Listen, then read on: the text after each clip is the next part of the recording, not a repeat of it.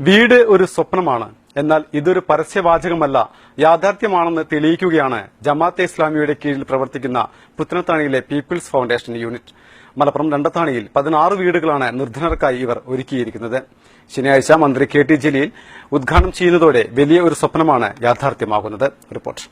സ്വന്തം പേരിൽ ഭൂമിയുണ്ടായിട്ടും വീട് വയ്ക്കാൻ കഴിയാത്ത അവസ്ഥ. പേരിന് സർക്കാർ ഭൂമിയാണെങ്കിലും കാട് പിടിച്ച് കുന്നിൻ ചെരുവിൽ നിൽക്കുന്ന സ്ഥലത്തെത്താൻ പോലും സാധിക്കുമായിരുന്നില്ല.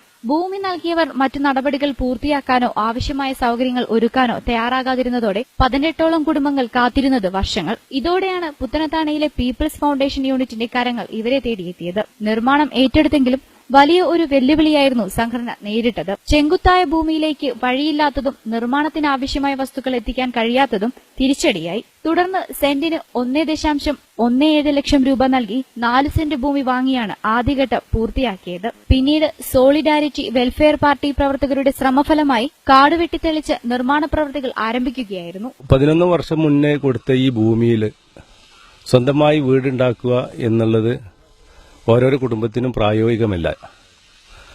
ഇവിടുത്തെ സന്നദ്ധ പ്രവർത്തകരായ സോളിഡാരിറ്റി വെൽഫെയർ പാർട്ടി പ്രവർത്തകരെ സമീപിക്കുകയും അവർ പീപ്പിൾസ് ഫൗണ്ടേഷൻ, ജമാഅത്ത് ഇസ്ലാമിയുടെ ജനസേവന വിഭാഗമായ പീപ്പിൾസ് ഫൗണ്ടേഷനെ സമീപിക്കുകയും പീപ്പിൾസ് ഫൗണ്ടേഷൻ 3 വർഷത്തിന്റെ ഉള്ളിൽ 1500 വീടുകൾ നിർമ്മിച്ചു കൊടുക്കുന്ന പീപ്പിൾസ് ഹോം പദ്ധതി പ്രഖ്യാപിച്ച സമയത്താണ് ഇവർ ഇങ്ങനെ സമീപിച്ചത്.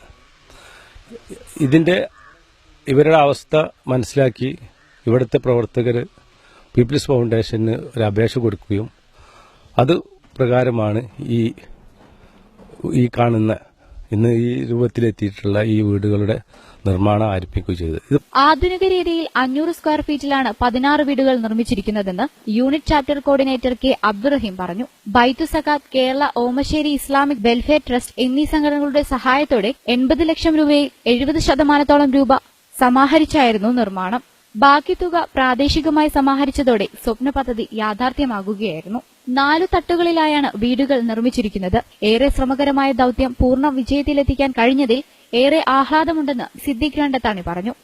പ്രോജക്റ്റ് ഉണ്ടാക്കി കൊടുത്തിട്ട് നമ്മൾ കുടിവെള്ളത്തിന് വേണ്ടിയിട്ട് വീടുകളുടെ തൊട്ട് താഴെ ഭാഗത്ത് നമ്മൾ കുറച്ച് സ്ഥലം ഒരാളെടുത്ത് സ്പോൺസറായിട്ട് വാങ്ങിക്കാൻ ഉദ്ദേശിക്കുന്നുണ്ട്. അതല്ലെങ്കിൽ വില കൊടുത്ത് വാങ്ങിക്കും. അങ്ങനെ വാങ്ങിയിട്ട് അതിൽ നല്ലൊരു കിണർ, ഒരു ഓപ്പൺ വെല്ല് കുഴിക്കണമെന്നാണ് ആഗ്രഹിക്കുന്നത്. അതിൽ നിന്ന് ഓരോരുത്തർക്കും ആവശ്യത്തിന് കുടിക്കാനുള്ള വെള്ളം അവർ സ്വയം ഉപയോഗിക്കുക. 2016 ഫെബ്രുവരി 26-ന് ബൈത്തു സക്കാത്ത് ചെയർമാൻ വി കെ അലി തറക്കല്ലിട്ടതോടെയാണ് പ്രവർത്തികൾക്ക് തുടക്കമായത്. വിവിധ ഭാഗങ്ങളിലെ വാടക ക്വാർട്ടേഴ്സുകളിലും ബന്ധുവീടുകളിലും താമസിക്കുന്ന കുടുംബങ്ങൾ ശനിയാഴ്ച സ്വപ്നഭവനത്തിലേക്ക് വലതുകാൽ വയ്ക്കുകയാണ്. മനസമാധാനത്തോടെ അന്തിയുറങ്ങാൻ ഇടം, ആ സ്വപ്നമാണ് ഇവിടെ യാഥാർത്ഥ്യമാകുന്നത്. 16 കുടുംബങ്ങൾക്കാണ് പുത്തനത്താണി ജമാഅത്ത് ഇസ്ലാമിയുടെ കീഴിലുള്ള പീപ്പിൾസ് ഫൗണ്ടേഷനിലൂടെ ഭവനമൊരുങ്ങുന്നത്. രണ്ടത്താണിയിൽ നിന്നും സൂര്യശങ്കർ, മലബാർ ടൈംസ്.